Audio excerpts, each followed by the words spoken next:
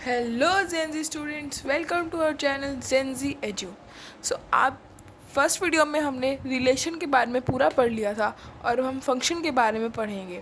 तो फंक्शंस क्या है, हमने चैप्टर के नाम में ही दिख रहा है, दो टॉपिक है, रिलेशन एंड फंक्शन। फंक्शन क्या है? फंक्शन है special case of relation. Special कैसे ऐसे?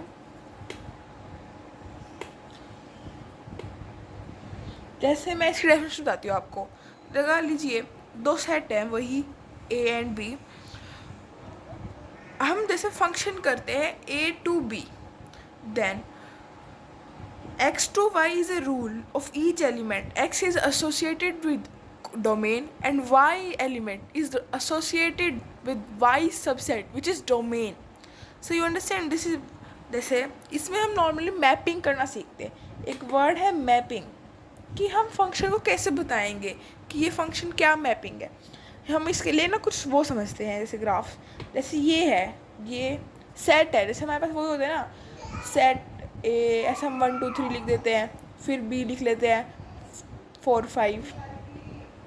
ऐसे ही इसको भी हम इसको रिप्रेजेंट करने का एक तरीका है, जैसे सेट को। तो देखिए, जैसे मैंने ये सेट ए है, इसमें हमने लिए 1 2 3 3 एलिमेंट। तो जैसे 1 2 3, ये हमने एक रिप्रेजेंटेशन दिखाई है सेट ए की। तो ये एक तो रिप्रेजेंटेशन है, 1 2 3 हमने सेट ए में रिप्रेजेंट करा है। अब हम सेट बी का बनाते हैं, जैसे मैंने ये बनाया और हम देख रहे हैं सेट बी में क्या है, 4 और 5। जैसे मैंने 4 यहाँ बना दिया और 5 यहाँ बना दिया। अब फंक्शन क्या कहते हैं मैं बताती हूँ। जैसे हम इसका ऑर्डर्ड पेयर लिखते हैं ए बी का, तो जैसे हम ए क्रॉस बी लिख लेते हैं रिलेशन। अगर यूनिवर्सल रिलेशन की बात करें तो हम इसका ऑर्डर पे लिखेंगे 1 2 1 4 1 5 2 4 2 5 3 4 3 5। आप ये देख रहे हैं कि ये दो यूनिवर्सल रिलेशन लिखा है मैंने, ए क्रॉस बी। मैंने पिछले वीडियो में बता दिया कि रिलेशन क्या है, कैसे है। अगर आपको वो देखना है तो मेरी पिछली वीडियो देखिए रिलेशन की। तो जैसे ए क्रॉस बी है 1 4 1 5 2 4 2 5। अब हम क्या देख रहे हैं, हम इसमें यहाँ पे जोड़ते हैं, जैसे 1 4 1 5। जैसे मैंने ये बना दिया 1 का 1 5, 2 का 2 4 भी है, 2 5 भी है, 3 का 3 4 भी है, 3 5 भी। तो फंक्शन मैंने कहा है स्पेशल केस है रिलेशन का, कि ये एक फंक्शन नहीं है। कहीं आप सोच रहे हो बस ये एक फंक्शन है, नहीं, this is not a function. Function जैसे ये सेट ए है, फंक्शन की पहली कंडीशन ही मैं आपको बताती हूँ। जैसे फंक्शन ये बोलता है कि हर जो फर्स्ट एलिमेंट है ना, उसकी फर्स्ट एलिमेंट की फर्स्ट सेट से जो इमेज है वो एक होनी चाहिए। मतलब जैसे देखो, ये फर्स्ट एलिमेंट है फर्स्ट सेट का 1, और ये भी इसकी इमेज हो गई 4, 1 की इमेज हो गई 4 और 1 की इमेज हो गई 5। मतलब दो इमेजेस हो गई 4 और 5। फंक्शन ये ही पहली कंडीशन रख देता है हमारे आगे कि जो भी फर्स्ट एलिमेंट है ना, उसकी सिर्फ एक इमेज होनी चाहिए।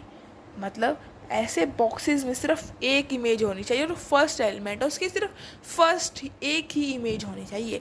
जैसे अगर 1 है तो 1 की सिर्फ या तो 4 हो या 5 हो, दोनों नहीं होनी चाहिए।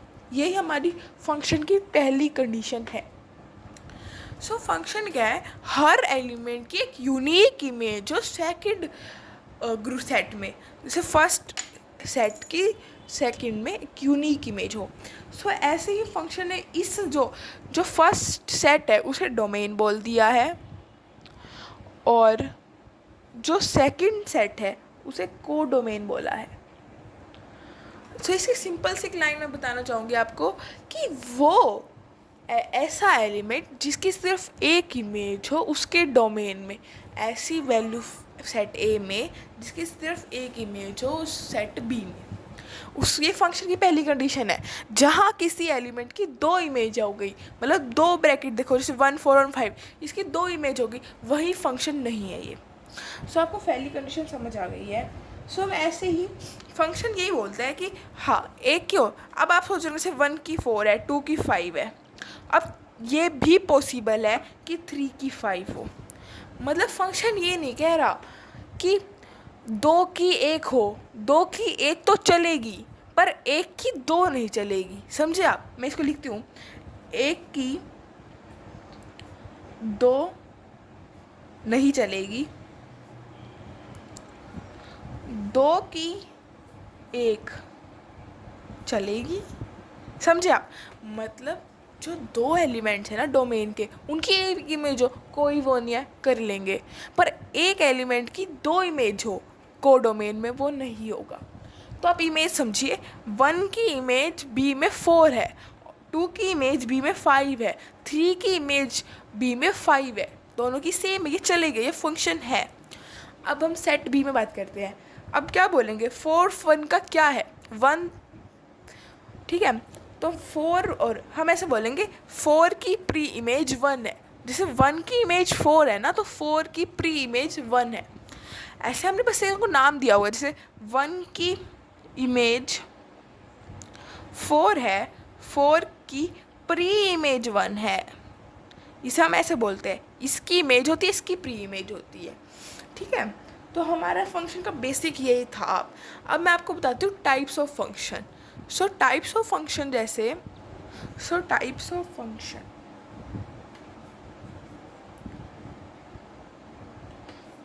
सबसे पहला हम टाइप करेंगे फंक्शंस का, वो है 1 1 फंक्शन। तो 1 1 फंक्शन क्या है मैं बताती हूँ आपको। जैसे फर्स्ट हमारा है 1 1 फंक्शन। 1 1 फंक्शन में क्या बोलना चाहते हैं, सिंपल सी बात है कि जो डोमेन में हर एलिमेंट की एक इमेज हो को डोमेन में, और वो सिर्फ एक की हो। मतलब ये जो कंडीशन है ना, 2 की 1 भी चलेगी, फंक्शन तो है वो, पर वो 1 1 फंक्शन नहीं है कि 2 की 1 भी चलेगी। ये हमारी फंक्शन की कंडीशन है। सिंपल लैंग्वेज में हम 1 1 फंक्शन उसे बोलेंगे जिसकी, देखो फंक्शन उसे बोलते हैं जिसकी डोमेन हर एलिमेंट की एक इमेज हो डोमेन में, वो भी यूनिक इमेज हो, रिपीट ना हो, मतलब एक की 2 इमेज ना हो। तो 1 1 फंक्शन हम उसे बोलेंगे, हम 1 1 उसे बोलेंगे। फर्स्ट कंडीशन तो है ही कि हर एलिमेंट की डोमेन में एक इमेज होनी चाहिए। All the elements belong to domain have a image in codomain. अब ये भी है कि 1 1 उसे बोलेंगे जिसकी कोडोमेन में भी एक ही इमेज हो। जैसे ये वाली लाइन है ना, मैंने बोल रही हूँ आपको 2 की 1 चलेगी, पर वो नहीं चलेगी कि उस एलिमेंट की इमेज 1 1 हो, मतलब वो उस प्री इमेज भी एक ही हो। जैसे मैं बताती हूँ, एग्जांपल से बताती हूँ आपको। ये है 1 2 3, ये है 4 5 6, ये है 1 2 3, ये है 4 5। अब जैसे देखो 1 4 से बिलोंग कर रहा है, 2 5 से, 3 6। हर एलिमेंट, हर सिंगल एलिमेंट की हर सिंगल इमेज है, हर सिंगल एलिमेंट की हर सिंगल प्री इमेज है। तो ये 1 1 फंक्शन है। अब इसमें देखो 1 4 से, 2 5 से, अब मैं 3 को छोड़ देती हूँ, 3 को कोई भी नहीं है, तो हर एलिमेंट ऑफ डोमेन की इमेज नहीं है, क्योंकि 3 के लिए तो कोई इमेज बची ही नहीं कोडोमेन में। हम इसे डोमेन बोल रहे हैं, कोडोमेन बोल रहे हैं ना, डोमेन के एलिमेंट 3 की कोई इमेज ही नहीं है कोडोमेन में। सो ये 1 1 फंक्शन नहीं है। अब जैसे एक एग्जांपल देखिए, 1 2 है और यहाँ पे है 3 4 5, 1 3 से है, 2 4 से है। सब आप सोच रहे होंगे हर एलिमेंट की 1 1 है, पर लेकिन कोडोमेन में प्री इमेज नहीं है 5 की। ये भी चलेगा, मतलब ये 1 1 फंक्शन है, क्योंकि हर एलिमेंट की डोमेन में एक यूनिक इमेज है कोडोमेन में, कोई किसी की 2 की 1 नहीं है। मतलब जैसे अगर क्या है 3 की भी 5 है, तो ये नहीं है, और इसमें 2 की 1 हो गई, 1 1 थोड़ी हुआ है, इसकी 2 की 1 इमेज हो गई, इसलिए 1 1 फंक्शन नहीं है। तो मैं होप करती हूँ कि आपको 1 1 फंक्शन समझ आ गया हो। अब हम नेक्स्ट पे चलते हैं, और इस फंक्शन को वैसे इंजेक्शन फंक्शन भी बोलते हैं, इंजेक्शन। हमारा दूसरा फंक्शन है many one function.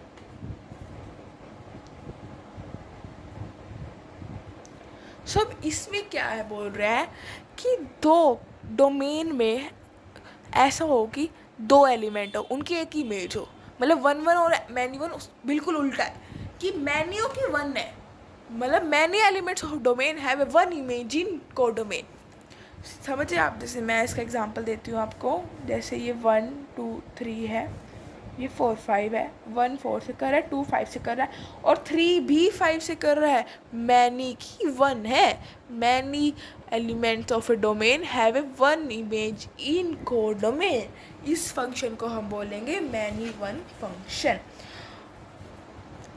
Hope so आपको समझ आ गया। इस फंक्शन को हम सरजेक्शन फंक्शन भी बोलते हैं। हमसे ना इसे पूछेगा, क्वेश्चन देखे कि मैनी वन है या वन वन है, बताओ। आपको एमसीक्यू में और थ्योरेटिकल क्वेश्चन में बहुत हेल्प होएगी ये बात सोचने से, मैनी वन क्या होता है, जब दो की एक इमेज होती है, हमें ये कंडीशन दी है, इस कंडीशन में तो एक ही होएगी, हर की यूनिक होएगी, तो मतलब ये नहीं है मैनी वन फंक्शन। आप सीधा आंसर लिख सकते हैं ऐसे। सो हम थर्ड फंक्शन पढ़ रहे हैं, हम थर्ड फंक्शन जाते हैं, उसका नाम है इनटू फंक्शन। चलो पहले ऑन टू पढ़ लेते हैं। Onto function. अब ऑन टू फंक्शन क्या है?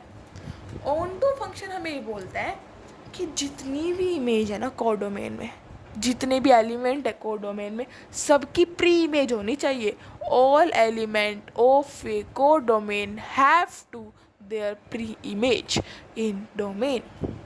मतलब जैसे ये मैंने 1 2 3 दबाया, ये 4 5, तो मैंने 1 4 से 2 4 से 3 5 से ऐसे बना दिया, और एक मैंने बना दिया 1 2 3 4 5, 1 3 से 2 4 से। ठीक है। अब आप सोच रहे होंगे इस एलिमेंट में ये डोमेन है, ये कोडोमेन है, 1 की 4 है, 2 की भी 4 है, 3 की 5 है। सो 1 की इमेज 4 है। आप देख रहे हैं कोडोमेन में हर एलिमेंट की एक इमेज प्री इमेज है।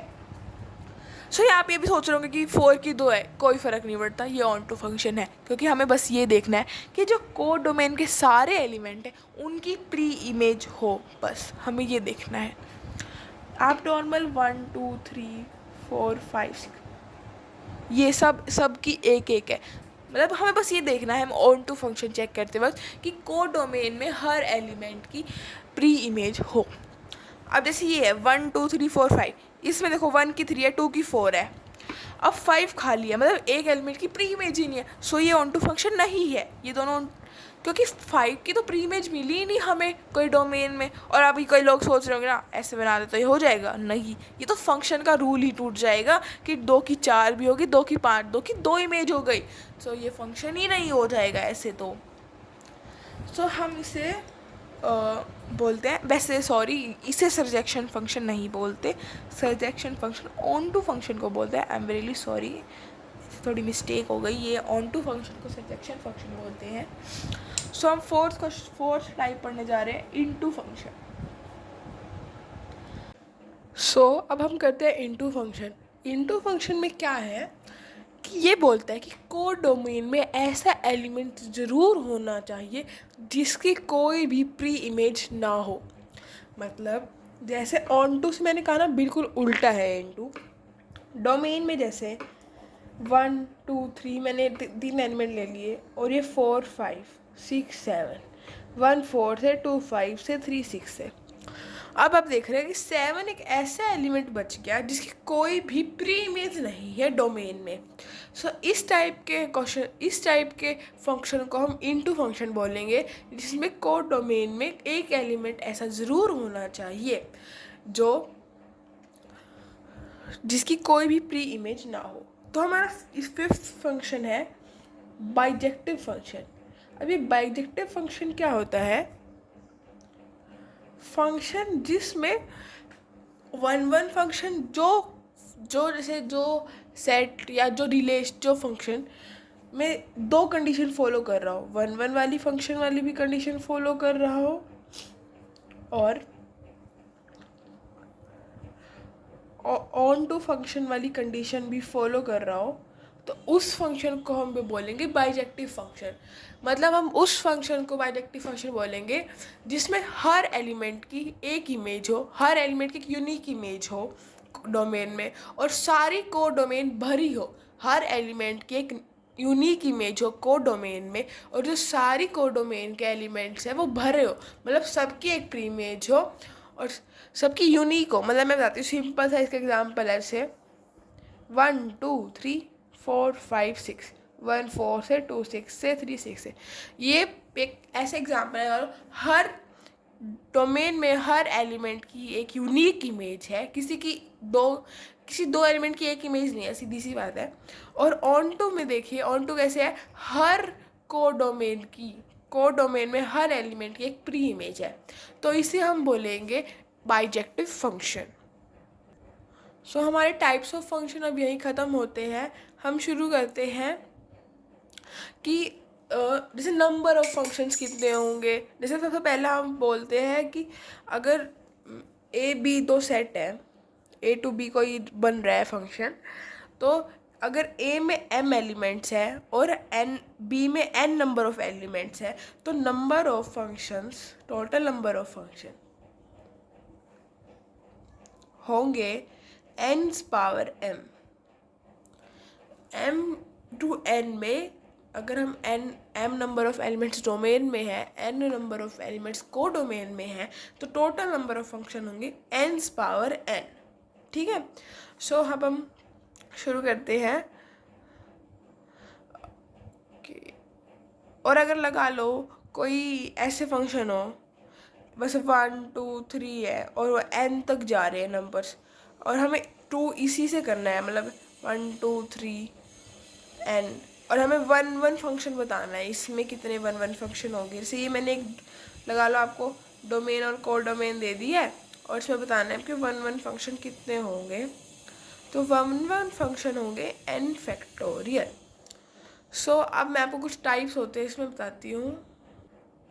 जैसे ये तो मैंने आपको बता दिया है, ए टू बी जा रहे हैं और m टू n है, नंबर ऑफ फंक्शन है n पावर m। ओके, अब ये देखते हैं कि अब मैं आपको कुछ कंडीशंस बताती हूँ।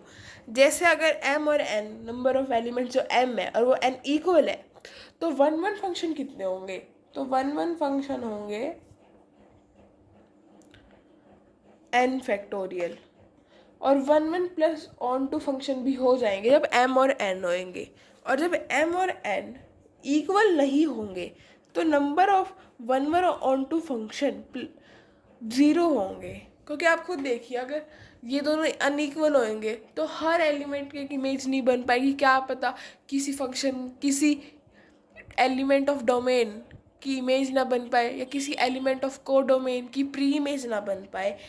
तो ये इसलिए m जब n के इक्वल नहीं होगा, तब हम 1 1 और ऑन टू फंक्शन 0 हो जाते हैं। ओके, अब लगा लीजिए m है जो, वो n या इक्वल भी है और n से बड़ा है। तो इस कंडीशन में मैं आपको बताती हूँ कि 1 1 फंक्शन कितने होंगे। अब इन दो m की जब n से बड़ा है, तो ऑब्वियस सी बात है 1 1 फंक्शन हो गए, क्योंकि n बड़ा है तो मतलब जो डोमेन में एलिमेंट है वो तो कम है और को डोमेन में ज़्यादा है, मतलब 1 1 तो हो सकते हैं। तो 1 1 बनने के लिए 1 1 फंक्शन होंगे, इसका एक फॉर्मूला है n factorial n minus m whole factorial.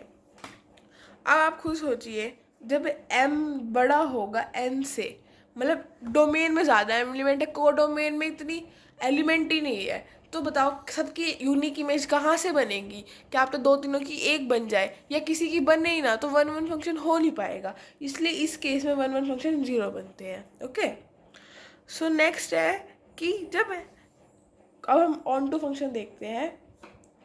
जब ये अनइक्वल हो ना m और n, तब भी फॉर्मूला होते हैं। जब इक्वल होते हैं तब तो 1 1 plus onto function n factorial ही होते हैं। ओके, तो जैसे अब ऑन टू फंक्शन देखते हैं, जब m बड़ा है n से, तो इसका एक पूरा फॉर्मूला है कि जब m बड़ा हो n से, मतलब ऑन टू के ना जब को डोमेन के सारे एलिमेंट की प्री इमेज तो है, मतलब क्योंकि n तो छोटा है, 1 1 फंक्शन नहीं होता इसमें। मैंने आपको बता दिया है, जब m n से बड़ा है तो 0 आएगा, क्योंकि इसमें कोई 1 1 फंक्शन नहीं बनेगा। तो जैसे ऑन टू फंक्शन बनाने के लिए n power m, total number of function का formula minus n c1 n minus 1 का m प्लस NC2 n-2m, ऐसे हमें करते जाना। जैसे m तो टोटल नंबर ऑफ एलिमेंट्स हो गए, फिर NC1 n-1m, फिर NC2 n-2m। ये कॉम्बिनेशनल जैसे फॉर्मूला अब लगता है जैसे उससे डेराइव होके आया है, और लास्ट में 1m। ये फॉर्मूला है, ये बढ़ता जाएगा, हम जितने n होंगे उस हिसाब से। जैसे n अगर 4 तक है तो n-2 n-3 n-4 वहाँ तक जाएगा। और अगर आप देखो दूसरी कंडीशन है, जब m है जो वो n से छोटा है, तो इसमें आप देखिए इतने एलिमेंट है नहीं डोमेन में कि सबकी प्री इमेज बना पाए। मतलब मैं समझाए, को डोमेन में जो एलिमेंट्स है ना वो बहुत ज़्यादा है और डोमेन में कम है, तो यहाँ से जो मैपिंग होएगी तो इतने सब एलिमेंट्स की तो हो ही नहीं पाएगी, इसलिए इस कंडीशन में ये ज़ीरो होता है। आप समझ गए, इन दोनों में उल्टा है। जब n बड़ा होता है, मतलब को डोमेन में ज़्यादा एलिमेंट्स होते हैं तो 1-1 फंक्शन है, और जब ऑन टू में ज़ीरो चले जाएंगे तब। और जब m बड़ा है n से तो 1-1 फंक्शन तो ज़ीरो हो जाएंगे, और ऑन टू फंक्शन का ये फॉर्मूला हो जाएगा। सो यहाँ तक ही था हमारा function. Thank you for watching my video.